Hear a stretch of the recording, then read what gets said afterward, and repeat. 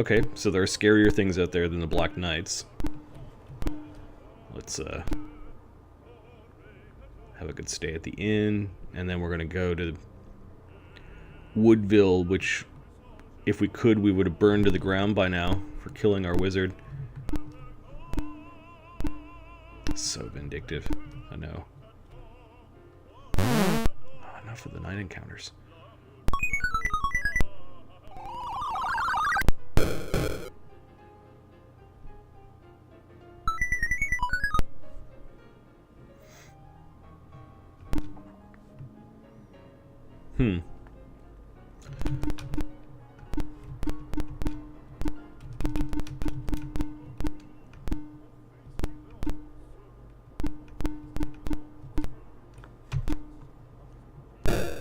I'll use what I can, frozen gnomes.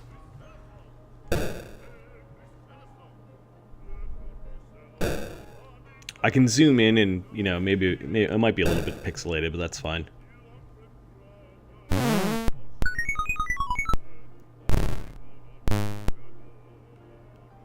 Things don't have to be perfect for the players.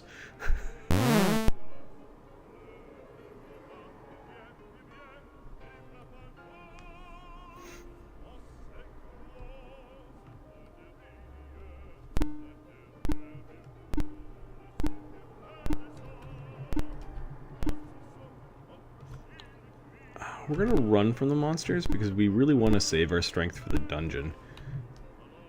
There's a large walled city to the north, but don't be disguised. It is a dungeon, and there are monsters here. There be monsters here!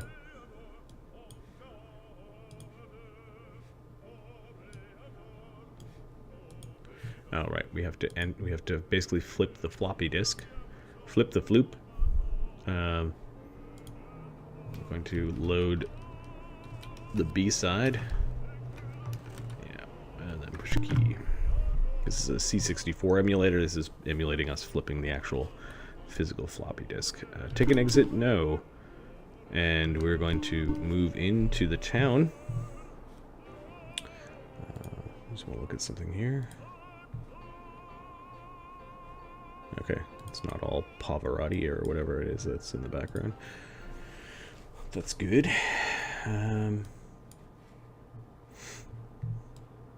Okay. I remember we had fun beating up monsters in a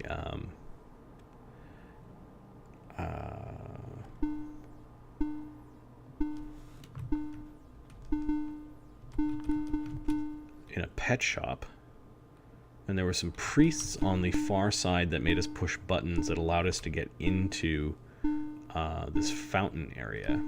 So I'm gonna try the fountain area where we're gonna break statues. That's right.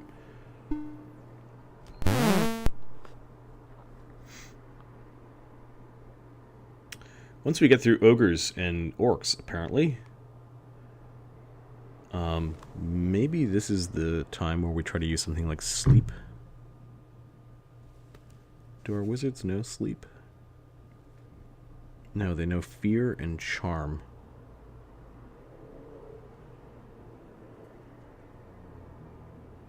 Okay.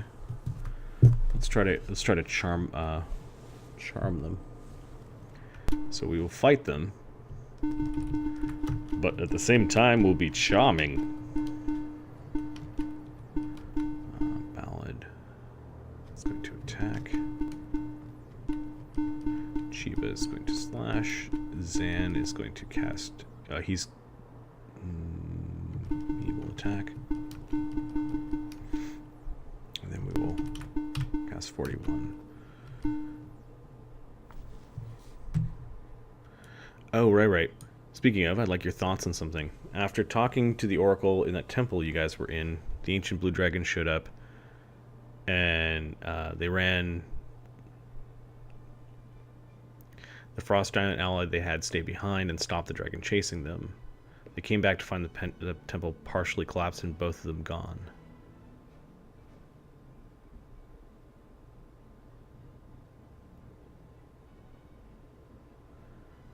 A silver dragon has saved him, but not sure if ancient or otherwise, and is going to return the Frost Giant for the last battle, as well as a boon or an item, or the dragon himself. Oh, you're running this game, Frozen Gnomes?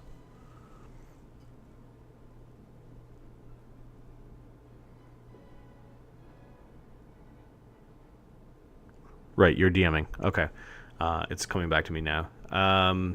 So, did the party enjoy interacting with the Frost Giant from that module? We're talking about Storm King's Thunder.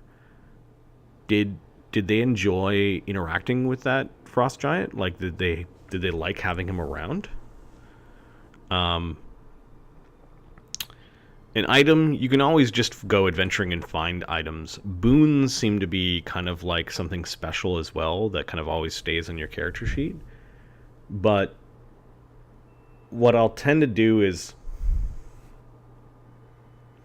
you have a limited amount of time at the table, and if the players really like an NPC and you've yanked them away for some arbitrary reason, because the module just kind of has that scene where he's like, no, I'll leave, I'll stay and fight, and kind of sacrifices himself. Maybe that might be a really cool thing for him to come back for the final battle. He comes back riding a silver dragon into the final battle and gives them some help. Yeah, kind of make one more cameo appearance. Unless his sacrifice was really touching, like maybe like it like each of those things has a consequence, right? They went to this horrible temple. They shouldn't have been able to take on what was there. The blue dragon attacked, and their favorite NPC died. Okay, there's a sense of danger.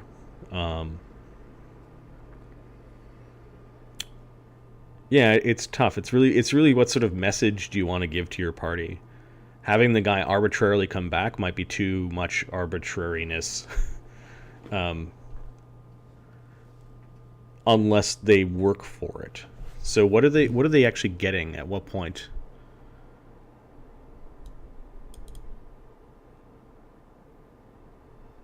So they went back to the temple. Yeah, what is this a reward for?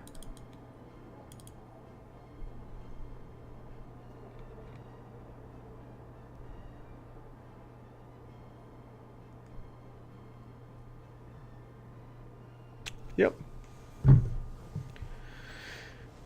Yeah, so basically you had water wings on, right? The party had water wings, and it was this kick-ass giant that was showing them what to do. And now the giant's gone, so they feel like they need to step up to the plate. So maybe maybe it was a good idea to leave the giant behind, because the giant may have outshined the fighter or done too much damage as an NPC, kind of like a GM PC in the party.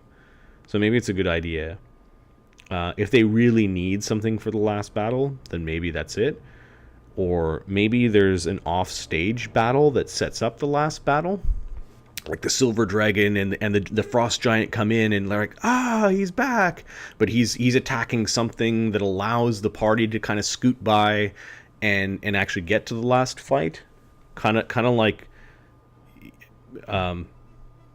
clearing the path for you. That might be an interesting way to run it instead of involving... Because if you throw a Silver Dragon and a Frost Giant in on their side, then you need some sort of economy of action to match and make that encounter a challenge on the enemy side, and then it ends up this huge grindhouse. So you may want to cinematically, if you do bring the Frost Giant back along with the Silver Dragon, have it so that they're doing stuff that enables the party to get to somewhere cool.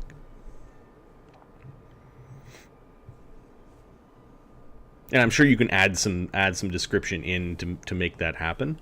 Otherwise, you allow his sacrifice to already be that thing. Yes, he sacrificed to you guys so that you could get the insight from the Temple of Anam, and you're it. You're the bastards that need to go and complete this thing because no one else is around. So that might kind of give more momentum to the story and kind of create a grittier universe. The Silver Dragon could still serve that purpose of helping them by kind of clearing the way. Like an injured Silver Dragon kind of comes lurching back to the party, and you know it's the Silver Dragon, and he said, I cleared the path the best I can, you'll have to do the rest. Yeah. They may make a joke like, hey, he's stealing our XP, but when they get into the thick of what you encountered, they might be thankful that the dragon helped them. I'll stay here. I'll stay here and cover the rear as, 1,000 orcs are coming up the rear or something like that. Or not 1,000, because it's 5th ed and all the numbers are reduced, but you get what I mean.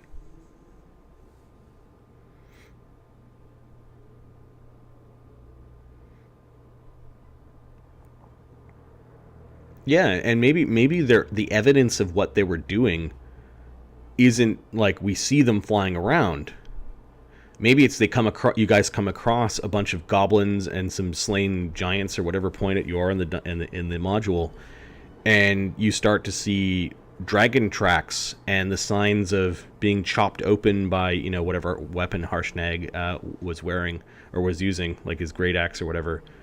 And you're like, yeah, this giant died from another giant's great axe, and this giant died, or these orcs died from whatever Gumby you want, from a tremendous frost blast that froze them to the ground.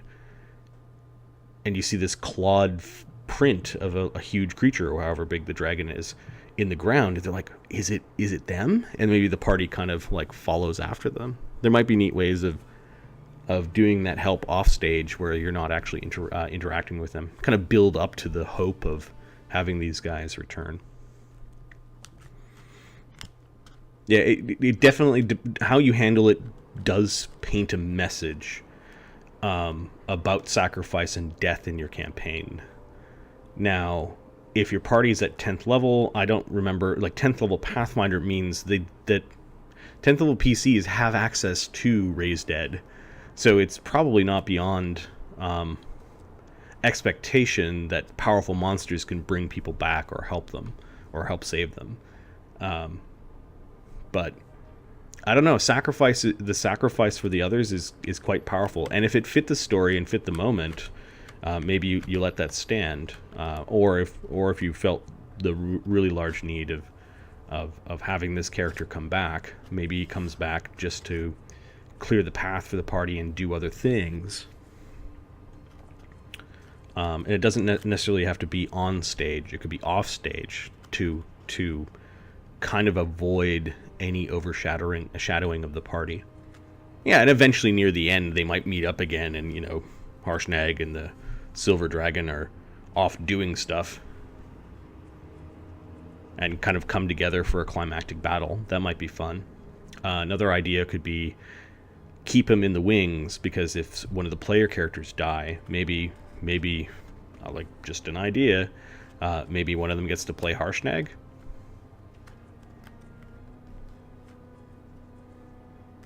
Temporarily, or maybe even as a character. I'm not too sure how the rules are for controlling monsters, but I'm sure you can have fun with that. So kind of talking through some ideas.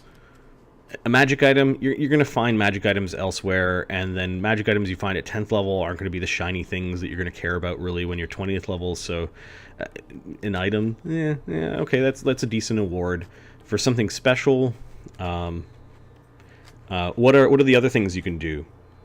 If Harshnag died, maybe the spirit of Harshnag helps guide them.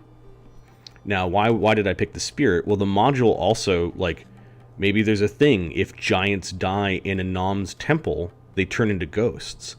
Now, there's already a ghost in that temple. Maybe there's kind of a loose conduit there. While the ordning's all broken, giants that die in this temple may not have, may not come back to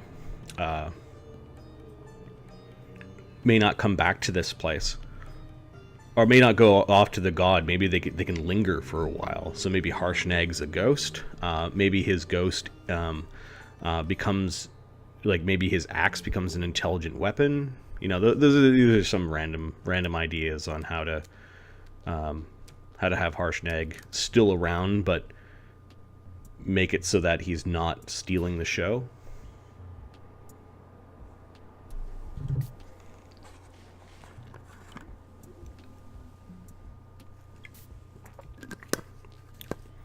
Yeah, the items, I'm sure there might be appropriate items, but what you're asking is, how do I make this cool for the party?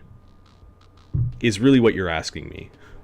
How do I go off script from the module to make something really cool happen? And I think that's the trick is to make it cool happen and then not have it like so powerful that, you know, it throws everything out of whack. Maybe okay, so there is an item in D&D, and I don't know if they did this in 5th ed, so you'd have to go and have to look for it. There's a horn that you blow called the Horn of Valor. Oh shit! Let me find the Pathfinder version, and you can check to see if the Horn of Valhalla is what it used to be called.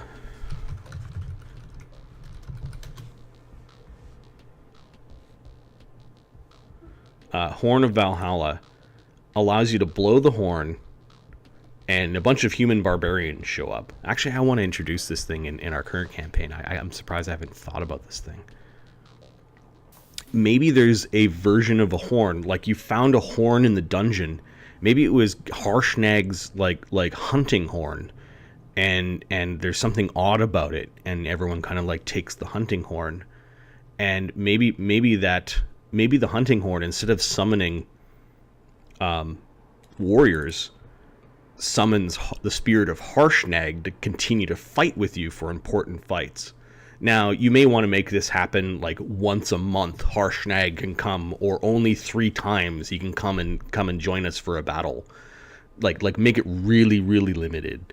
That way, the party gets to choose when they break out the Harshnag. Harshnag, we need you! Someone spends an action, blow the horn, and, you know, use the same sort of activation. But yeah, the Horn of Valhalla, rename it to the Horn of wherever Anom's, you know, wherever Anom lives in the Forgotten Realms cosmology. If it was regular D&D Anom, giant god. If it was regular D&D cosmology, I would actually...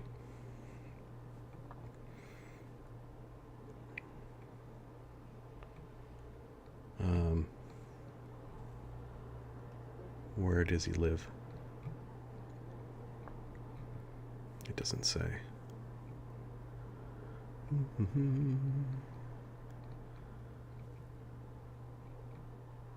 Is it Jotunheim?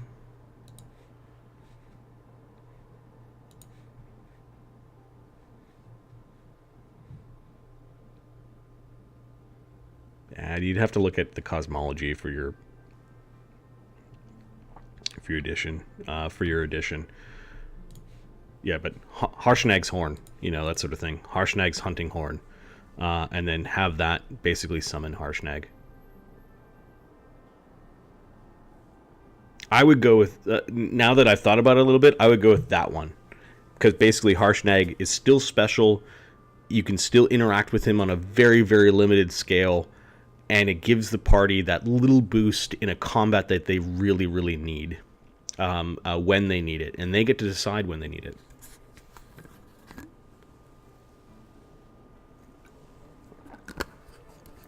They're not silly, man. We're just Dungeons and Dragons. This is what this is our lifelong kind of obsession with this game. So now this is the shit that I enjoy. It was a good question. Yeah, let me know how let me know how you handle it, and then. Yeah, notice in our current game, I didn't need a Harshnag, because I was looking at it, I'm like, okay, where do I place the Temple of Anom? The Temple of Anom will be on Vosgard, and that was going to raise some eyebrows. And then I'm like, well, okay, who's going to play the Harshnag character? And then just conveniently, the party had ousted one of their own, because Remy Ney was too chaotic neutral for the party, and he was just fucking things up for them, that they left him behind, and Mark had to create a new character. And Mark had asked a while back, hey, can I play a half-giant as a character? I'm like, yes you can, because there's this whole module that has half-giants in it. So basically I had his half-giant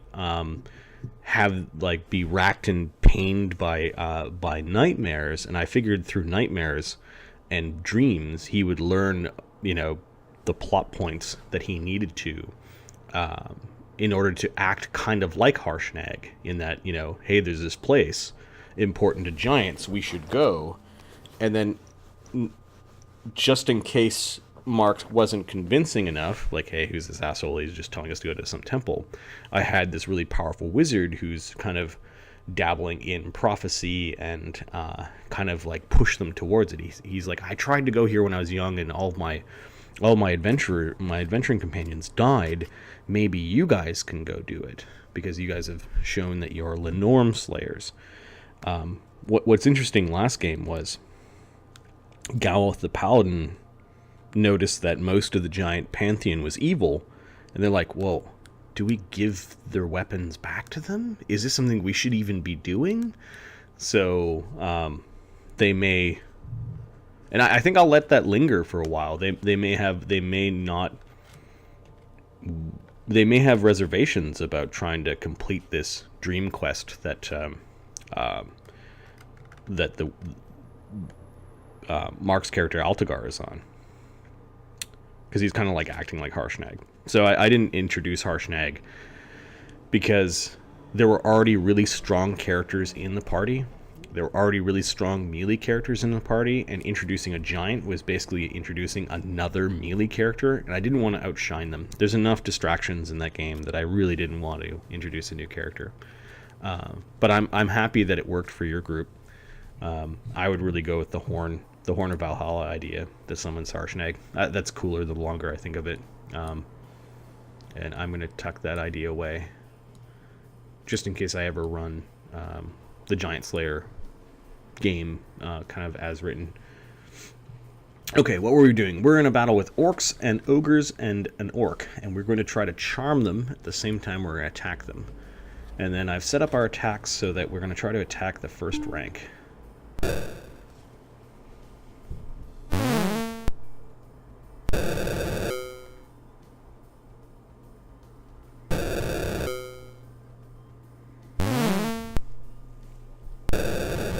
Well, you could, yeah, maybe his horn is all that's left.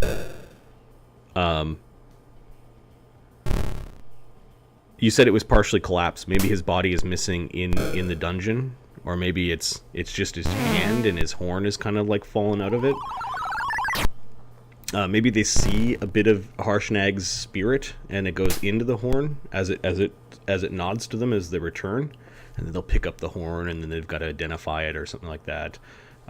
Yeah, I'm sure there's some way of kind of amping up Harshnag's sacrifice. And I'm not too sure what the charm spell did, so we're just going to keep on attacking them.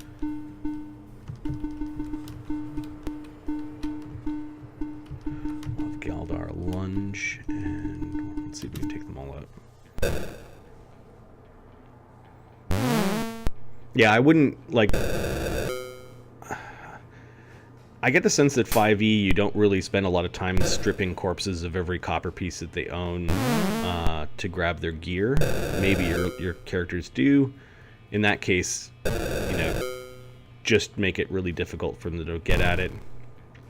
Have his important gear gone or crushed, beneath the collapse. Make it evident that he did a lot of damage to, like blue dragon blood everywhere.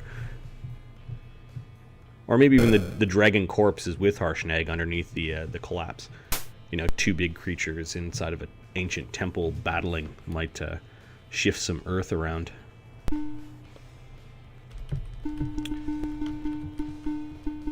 They went crashing into a support beam. A load-bearing support beam.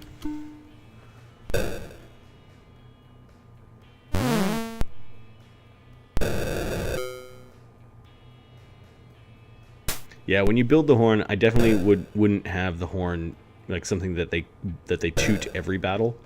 It's definitely something that that should only be broken out in special circumstances. And then after 3 uses, it's gone. Like it cracks and Harshnag, you know, goes on. I'm just gonna answer my phone. I'll be right back.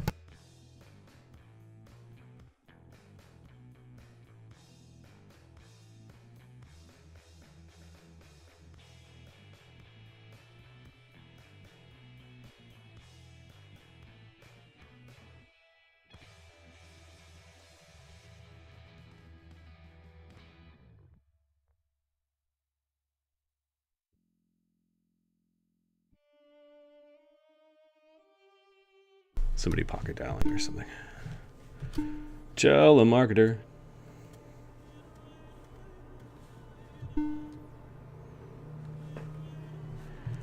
Okay. So let us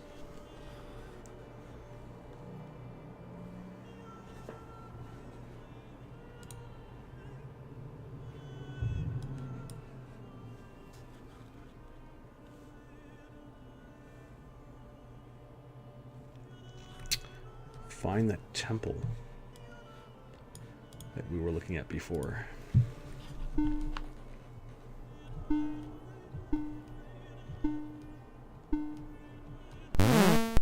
Another encounter.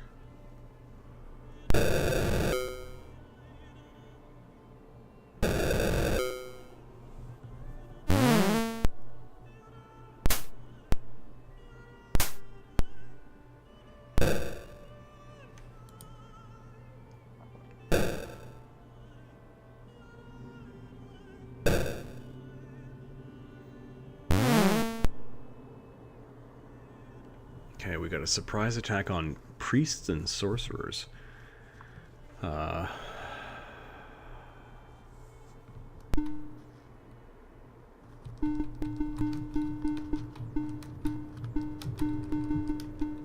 just gonna cast a ton of spells at us, aren't they? This is gonna be annoying. This is gonna be an annoying fight, I have a feeling.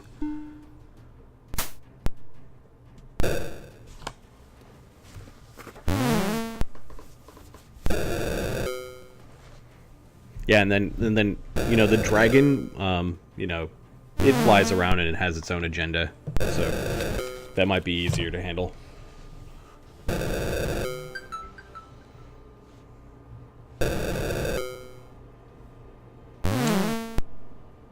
Alright, so far we've been able to get through these priests pretty easily. I'm hoping they don't... Here come the spells. 11 damage. Oh no, it's a spell that harms all of us. Fucker. Just whittling us down. Galvar took him out though.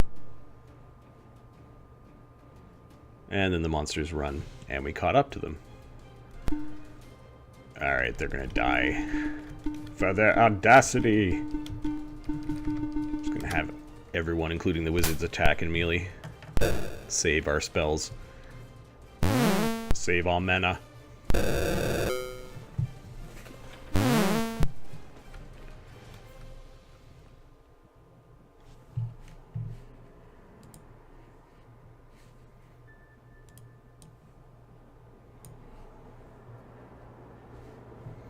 Okay, we are in this place where we've had character deaths before, and we're looking for the entrance to the temple. Aha, the temple of the Gelnor priests. Let's have a look around here. I remember there were statues to either side, and the two options to the statues were like leave and break statue. I'm morbidly curious what happens when you break the statue. So I'm going to go here, and there's a statue of a god here. We're going to damage it. There's an encounter. What the hell?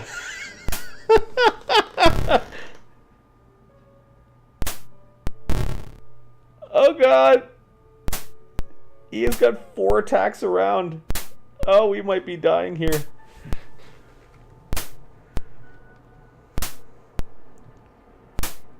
Oh, we can't hit it. Oh, and we're missing like mofos. Okay, Puck's almost dead. As we're attacked by a minor deity that kind of looks like a minotaur with wings. Oh, this is horrible. Alright, so we're going to fight. We're going to go thrust mode, which is more accuracy, more damage, only a single attack.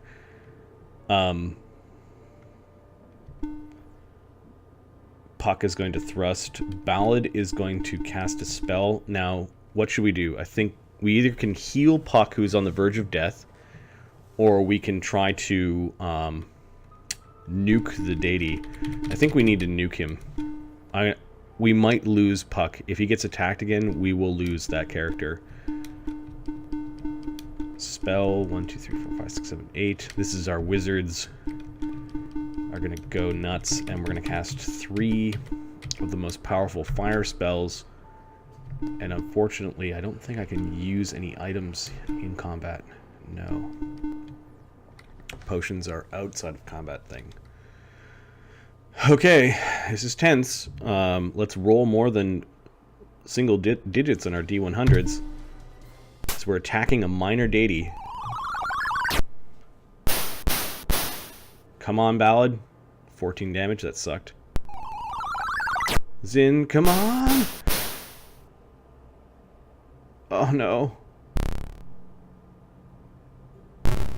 Oh, he's hitting Galdar a bunch of times. Okay, he divided his attacks amongst all of us, so that's good. We'll survive to fight another round.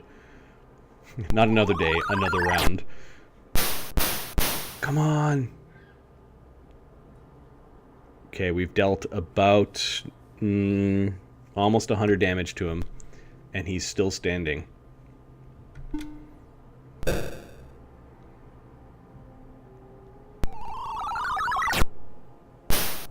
Go! Okay, we've dealt about 90 damage.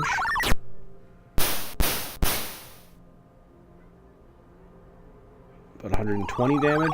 Come on, Zin. 110 damage? Oh god! He just one-shotted our wizard again! No! Zin died again! You bastard! You bastard! You bastard, no! Oh, this sucks. We've done 200 damage to the minor deity, and it's still there. And he took out one of our wizards. Oh, and Ballad doesn't have enough magic to recast that thing.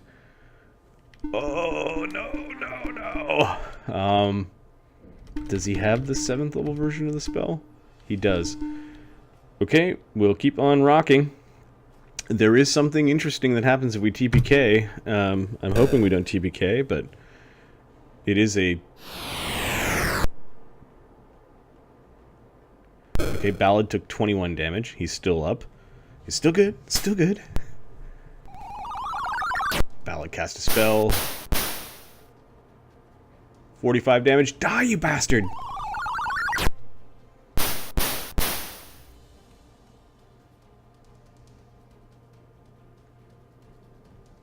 You're kidding me. You're kidding me! The minor deity's taken like 300 damage, and we don't have enough magic to do anything. Oh, no. No, this is not how it's supposed to go. He took out the wizard. Spell 1, 2, 3, 4, 5, 6. We can cast a 6. Now this thing's only going to do about 1 to 30 damage, and then our thrusts from our fighters are just not hitting.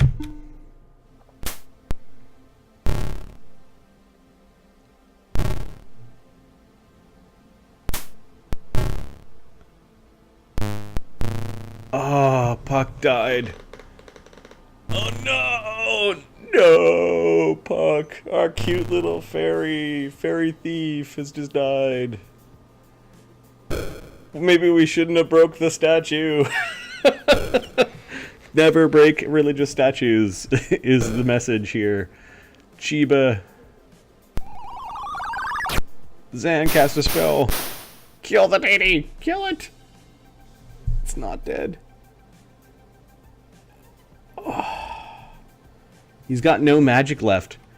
Essentially, we are swinging for 1 damage apiece.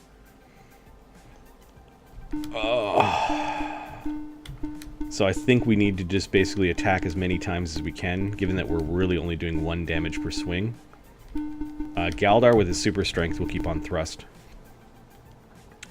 So I'm hoping that the thing has like single-digit hit points and we get hit it a few times, because basically we've run out of magic. And this might be our TPK event.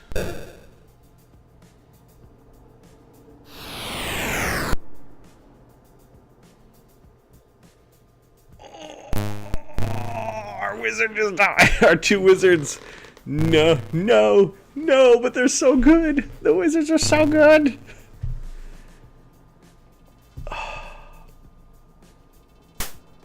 And then we just can't hit this thing because it's a god. It's literally a god. It's a minor deity.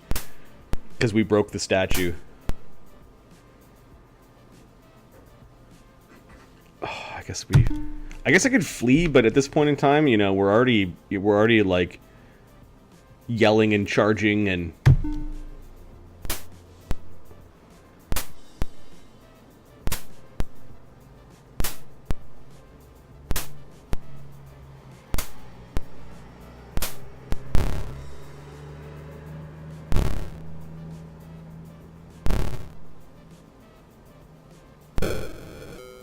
Galdar hit the thing.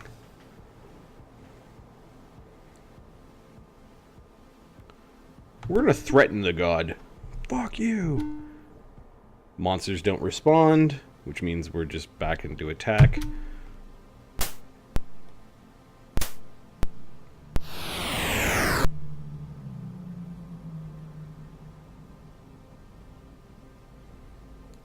Okay, he's doing a lot of damage to everyone. Oh my goodness.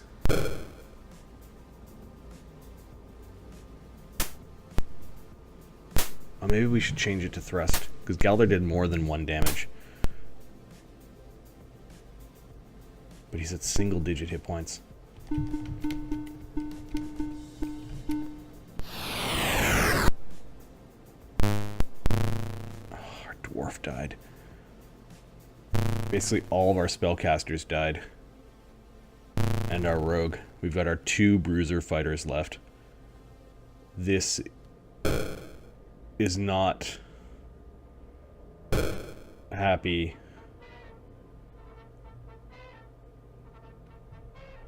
We will continue fighting. At this point, our party has been nearly destroyed. Galdar's dead. Our fearless Minotaur warrior. Oh, this sucks.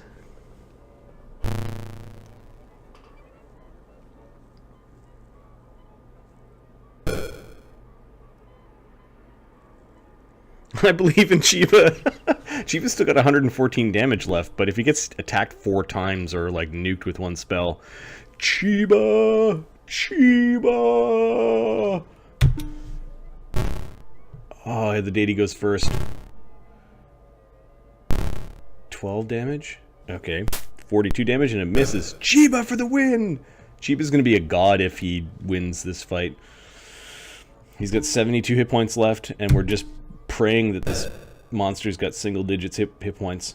1 damage. Low, low, low!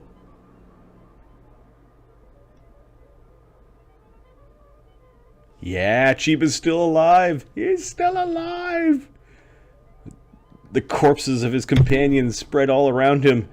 Chiba's the dumb troll still swinging.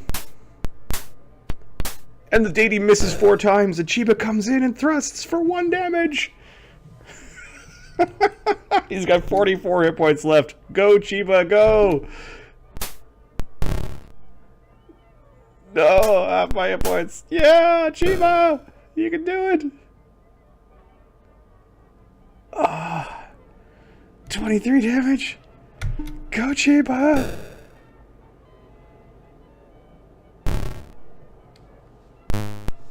Oh.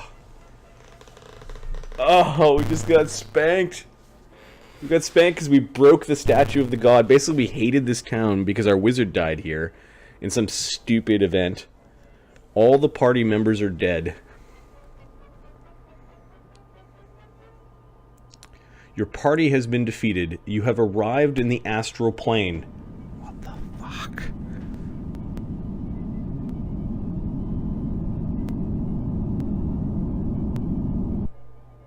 A great demon appears and speaks. Galdar, you have been resurrected. Okay. Cool. Puck, you have been resurrected. Alright. Ballad, you've been resurrected.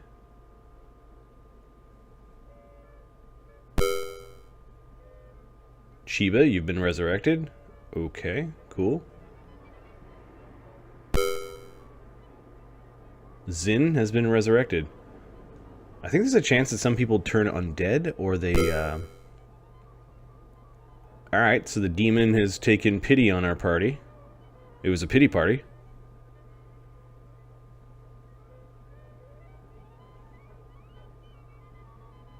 Please insert your boot disc. Okay. Previous disc.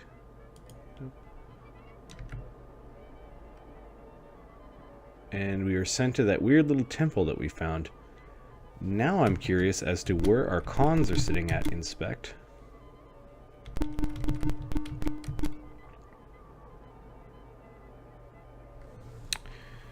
Yeah, I have a feeling all of our constitutions just dropped because of that outing. Yeah, Galdar's con used to be 19 and now it's 16. Oh god. Puck's con used to be 15 and now it's 12. Ballad's con used to be 22 and now it's 19. Oh, that was punishing. Chiba's con was that amazing 23, now it's back down to 20. Zin has a con of 11 now. No, no. And Zan has a con of 13. He lost 4 con? Yeah, my party's alive though. Alright, I should write these things down.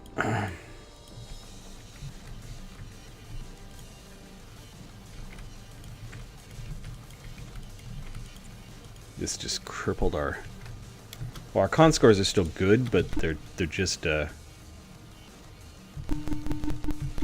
have a good night, Ahmed. We're still alive, and I think we lost all the XP and treasure that we got from the dungeon so far, but that's fine. Alright, we're not going to damage those things again. Lesson learned. It was a hard lesson to learn.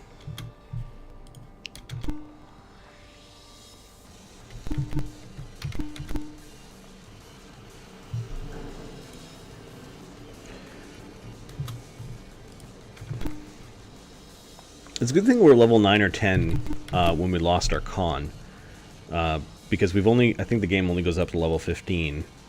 And con affects the hit points you get when you level up. So I don't think this had a huge effect.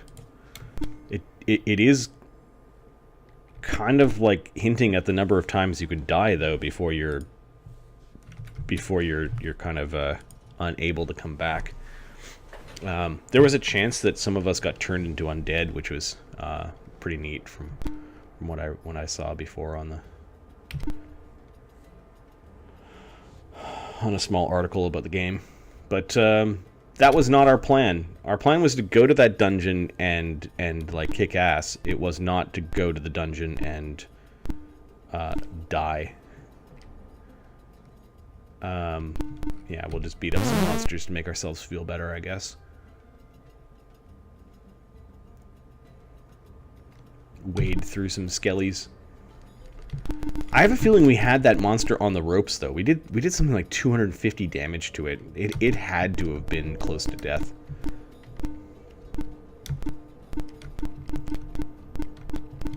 I think we got really unlucky when Zan died and he still had magic points left. I guess the worst thing that could happen, the absolute worst, your character dies, it doesn't come back, you have to train up somebody else to fill in the party. That's really, I think that's the worst case scenario. You just have to grind out another guy. But the thing is, your veterans would age. Starting to feel like sports. We're in a rebuilding phase.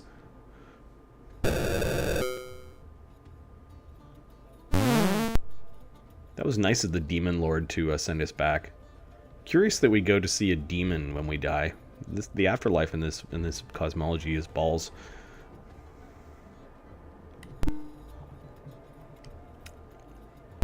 Okay, endless low-level encounters to taunt us.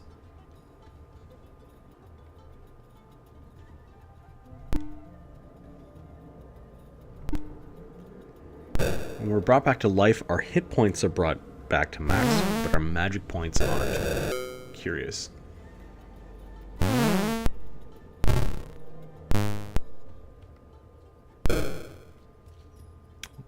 I think the lesson is we need to level up before attacking the minor gods again. Because don't think for a second we're not going to go back and like teach that minor deity a lesson. I've already established our party as vindictive.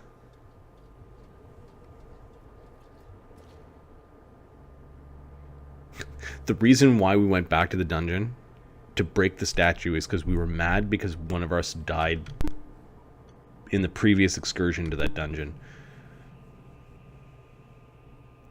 Just shaking my head.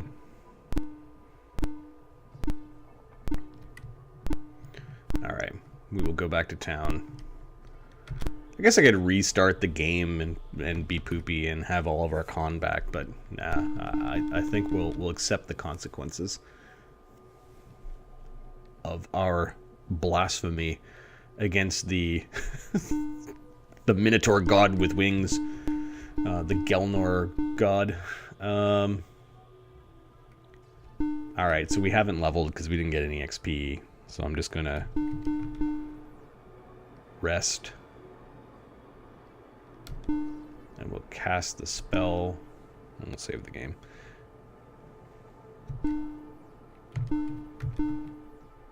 To get us back to, what is it, Town 4.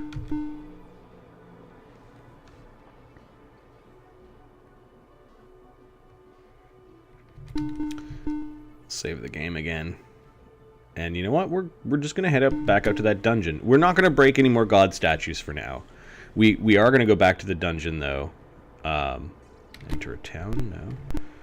And we're going to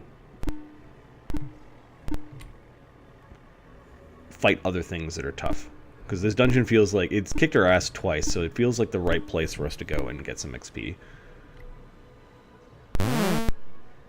But we did lose the XP from fighting those Black Knights.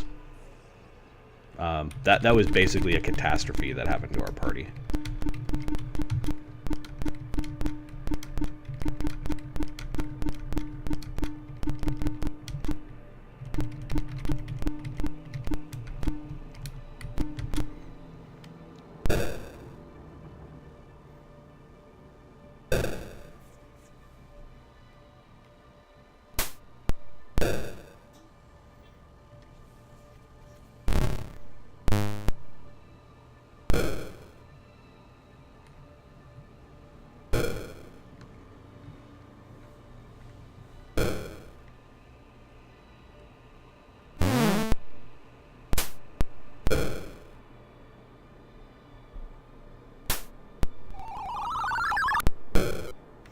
Now we're doing 53 damage with a low-level spell.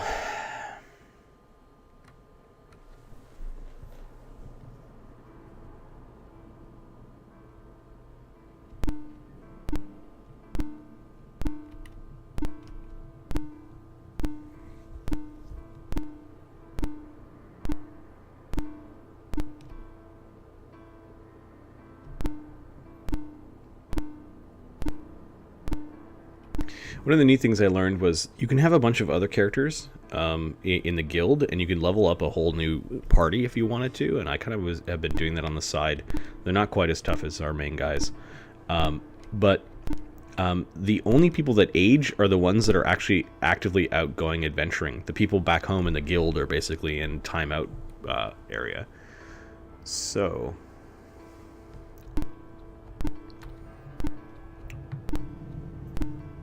your longer lived races could probably go out and help kind of like power level some low level dudes as backups to your party if bad things happened. And I guess your dead adventurers could share their gear with the low level guys. Let's go back into Woodville. This dungeon, I swear, this dungeon has got our number.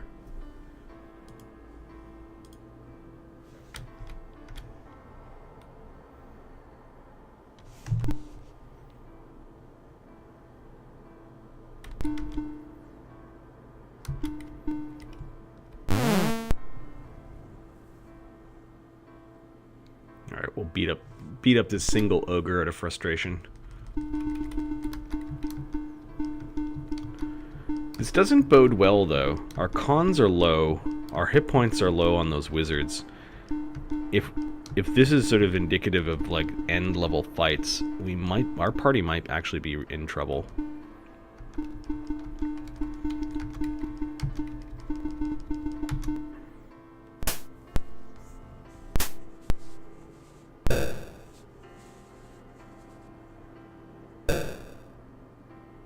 Oh well, maybe we're the adventuring party that clears the way.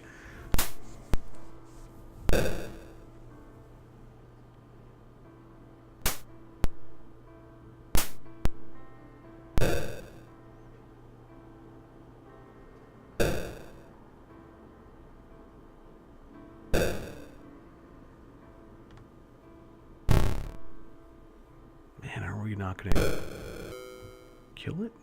There we go.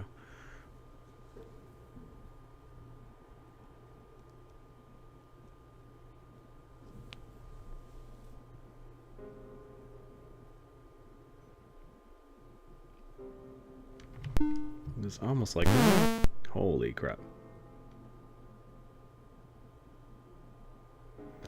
Oh no, spellcasters galore. Yeah, we're gonna break out some spells for these things.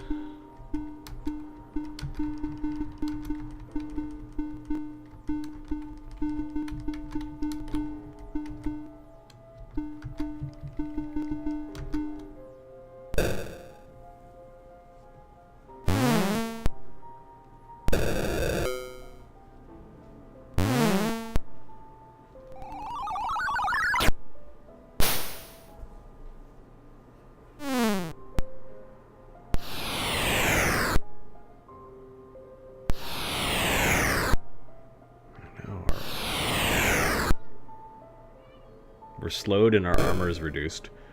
That's not good. Oh,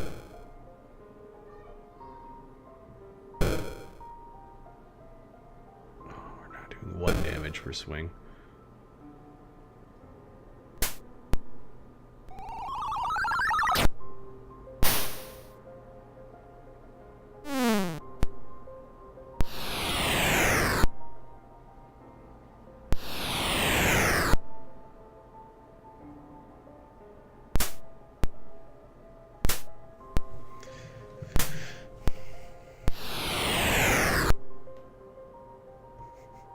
The game is telling us, you should have never come to this dungeon. Didn't you know? Didn't you know?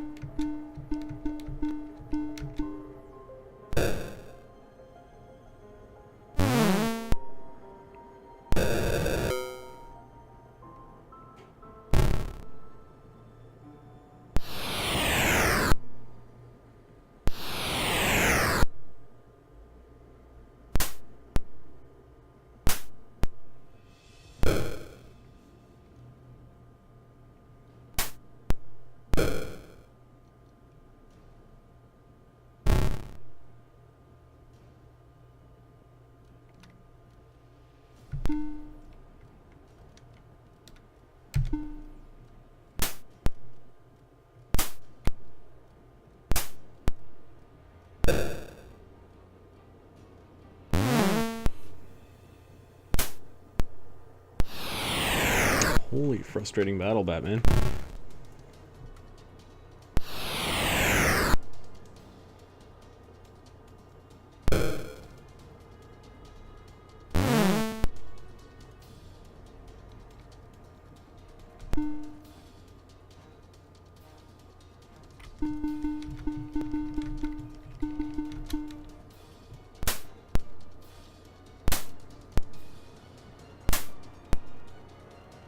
Apparently when our armor is reduced, that reduces our weapon abilities as well. Because we're missing a whole shit ton.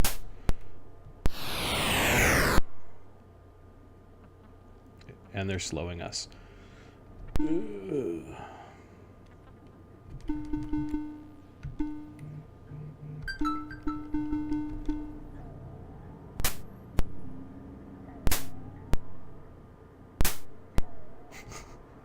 Miss and miss and miss and miss.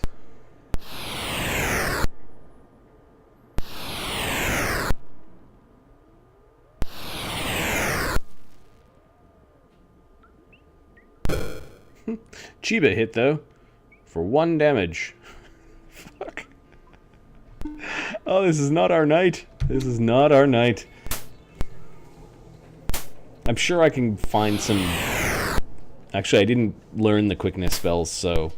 Nope, we can't counteract this. My bad.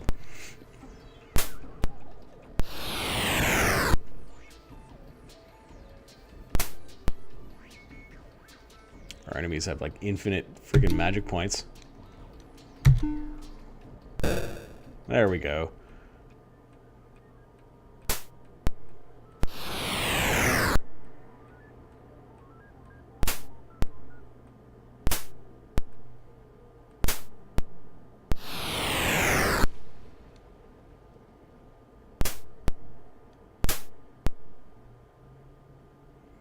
I really don't want to use our magic points. I could blow them up, but I really want to hit them in melee. There we go. Nice.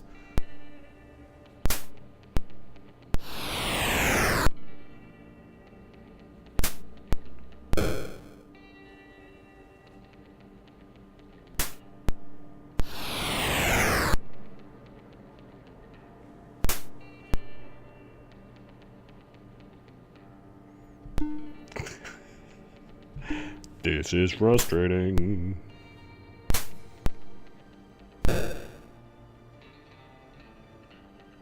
Our wizards are hitting.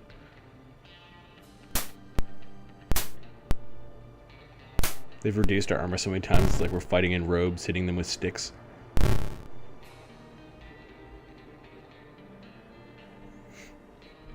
Okay, they're not doing tremendous damage to us, that's why I'm not...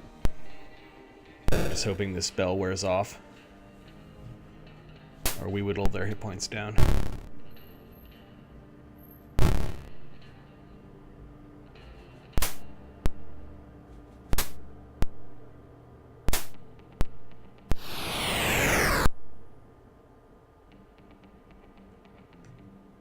Okay, fine. They're gonna get us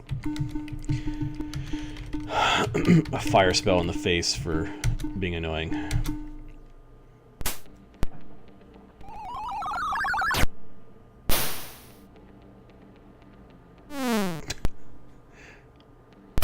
Which leaves these priests that all they can do is slow us and reduce our hits. Well, and whittle us down.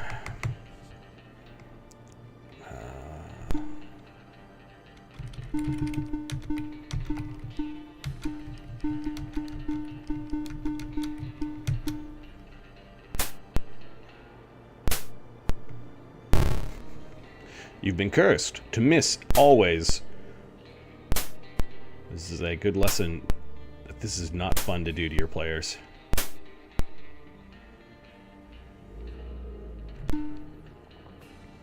Debuffs are fun on the enemies, they are not fun on the players.